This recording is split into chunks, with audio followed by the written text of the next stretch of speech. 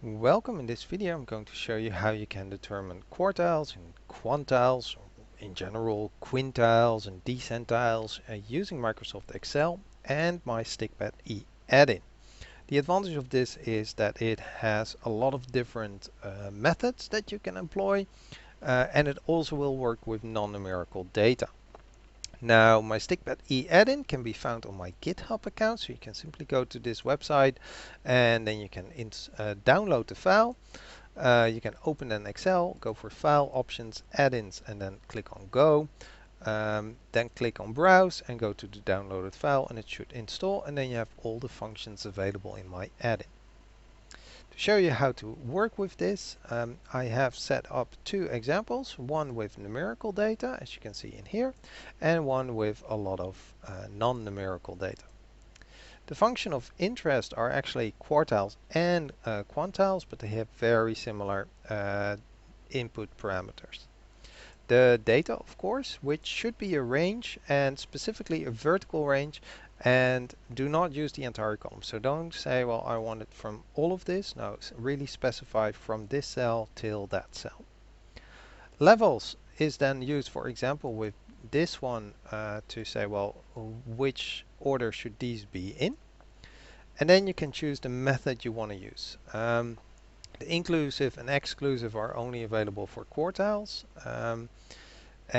So you can use any of these. If you choose own, you can actually set all of these parameters. What to do in index methoding, the method for index. So you can choose between these.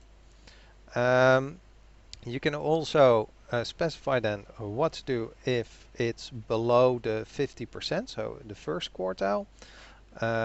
Should you use linear interpolation, round down, round up, banker's rounding, nearest rounding, half down rounding, or use the midpoint? And specify the same for the third quartile, so above 50%. And in case it's an integer, do you want to simply use the integer or use the midpoint? And again, both for the lower quartile or below 50% and above 50%. So for example, I'm using here the finding method, and I'm simply saying A2 till A20, and it simply returns me both the quartiles. And if I use the exclusive method, it does the same thing.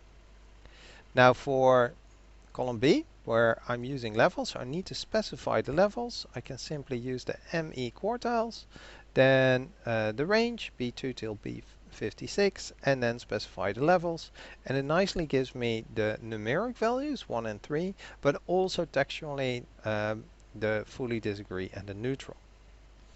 For quantiles, very similar as mentioned. As you can see, the same input methods. And there are a lot of different options you can choose from. The number of quantiles I want, so for example, I want 5, so I can simply say, well, the data again, then there are no levels for the A column, which was all numeric. Then I'm going to use the parsen method, and this one, the E94, is the number of quantiles I want. I want 5 of them, so it returns one more, 1, 2, 3, 4, 5, 6, and that's because it also includes the 0, so the minimum. So this should always be the minimum value, and this should always be the maximum value. And that's how you can actually use my quartiles and quantiles functions. I hope this video was helpful, and thank you for watching.